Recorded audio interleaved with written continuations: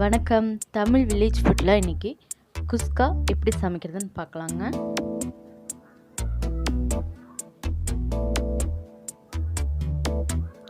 கடலெண்ணெய் சேர்த்துக்கிறேன். குக்கரில் தாங்க இன்றைக்கி குஸ்கா செய்ய போகிறோம். கடலெண்ணெய் சூடாயிடுச்சு. கிராம்பு, அன்னாச்சிப்பூ, ஏலக்காய், பட்டை சேர்த்து நல்லா பொரிய விட்டுக்கலாம். நல்லா பொரிஞ்சிருச்சுங்க. நம்ம வெங்காயத்தை சேர்த்துக்கலாம். பெரிய வெங்காயத்தை சின்ன சின்னதாக கட் பண்ணி வச்சுருந்தேன். வெங்காயம் சேர்த்து நல்லா வதக்கிக்கலாம். அந்த மதுர மல்லிப்பூ இட்லியே மீன் குழம்புல கொஞ்சம் புரட்டி சாப்பிட எச்சிலு ஊறுது உள்ளுக்குள்ள. இந்த போறப்பு தான் நல்லா ருசிச்சு சாப்பிட கிடைச்சது. இந்த போறப்பு தான் நல்லா ருசிச்சு சாப்பிட கிடைச்சது. அத நினைச்சு தான் மனோலகம் முழுவதும் பறக்குது.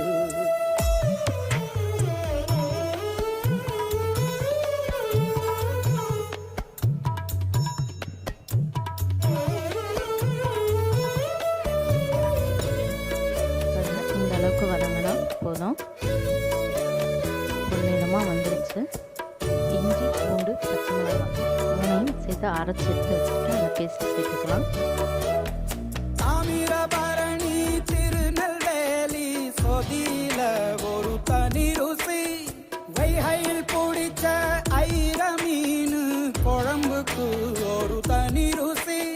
திண்டுக்கல் பிரியாணிக்கு கத்திரி தொக்கு இருக்கு. தென்காசி பரோட்டாக்கு சிக்கன் கறி இருக்கு. அம்மாவின் வாசம் உண்டு வேப்பம்பூ குழம்புக்கு. அவதானே ஊட்டி தந்தாய நிலவுக்கு. உணவிலே ஒரு உறவு இருக்குது. உள்ளுக்குள்ளே ஒரு கவிதை பிறக்குது. போறப்புத்தான் அத நினைச்சுத்தான் இந்த போறப்புத்தான் நல்லா ருசிச்சு சாப்பிட கிடைச்சது.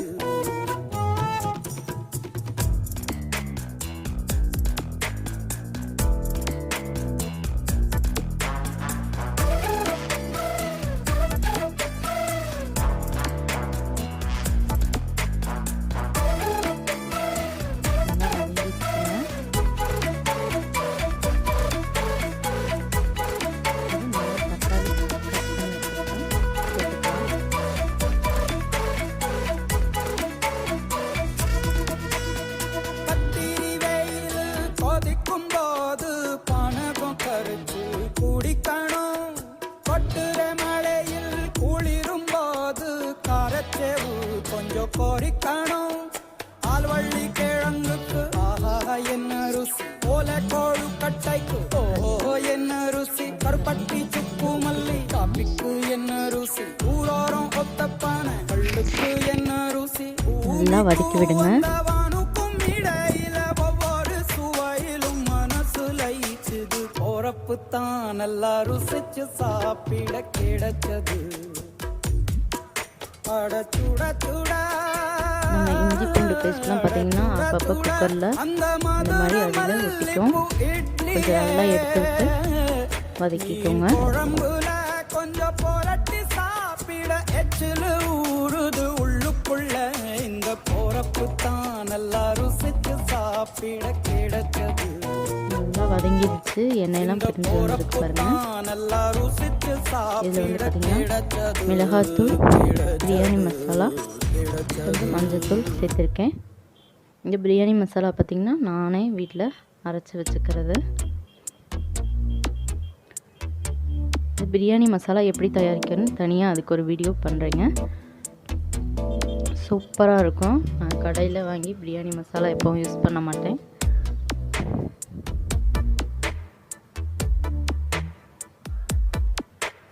ஒரு அரை ஸ்பூன் மிளகாய் தூள் தான் சேர்த்தேன். ஏன்னா பச்சை மிளகா நம்ம பேஸ்ட்டாக அரைச்சி சேர்த்துக்கிட்டோம். இது வந்து பார்த்திங்கன்னா குஸ்கா தான். இன்றைக்கி இந்த மழை காலத்துக்காலாம் இன்றைக்கி வந்து காலையிலையும் எனக்கு கிடச்சிது.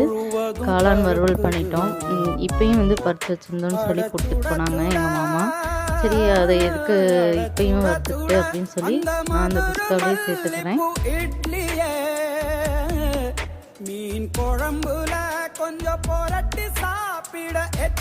கொஞ்சமாக காளான் சேர்த்துக்கிட்டனால காளான் பிரியாணின்னு சொல்ல முடியாது. அதனால் நான் குஸ்கா தான் சமைக்க ரெடியாக இருந்தேன். சரி இது வந்து கரெக்டாக அந்த டயத்துக்கு கொடுத்தாங்க.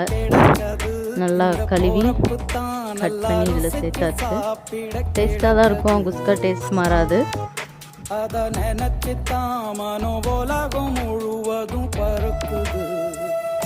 இங்கே நல்லா வதங்கி எண்ணெயெல்லாம் பிரிஞ்சு மேலே அப்படி வந்திருக்கு. உப்பு சேர்த்துக்கலாம் ரைஸ்க்கும் சேர்த்து.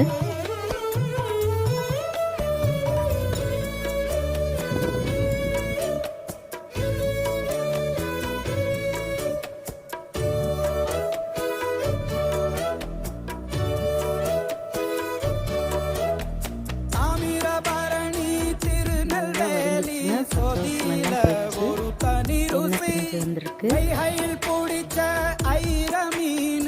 குழம்புக்கு ஒரு தனி ருசி, திண்டுக்கல் பிரியாணிக்கு கத்திரி தொக்கிரிக்கு தென்காசி பரோட்டாக்கு சிக்கன் கறி இருக்கு, அம்மாவின் வாசம் உண்டு வேப்பம்பூ குழம்புக்கு அவதானி ஊட்டி தந்தாய நிலவுக்கு சாதத்துக்கு வடிக்கிற அரிசி தான் இருக்குது. உள்ளுக்குள்ளே ஒரு கவிதை பிறக்குது. போறப்புத்தான் நல்லா மசாலாவோட கலந்து விட்டுட்டு இந்த போறப்புத்தான் நல்லா ருசிச்சு சாப்பிட கிடைச்சது.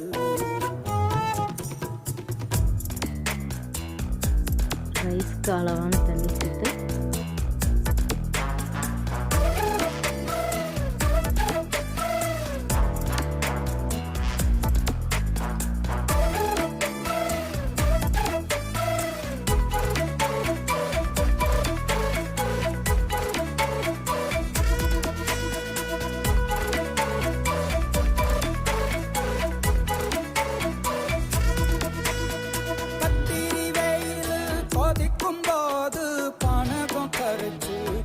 தண்ணி சேர்த்தாச்சு. நல்லா கலந்து விட்டுருங்க.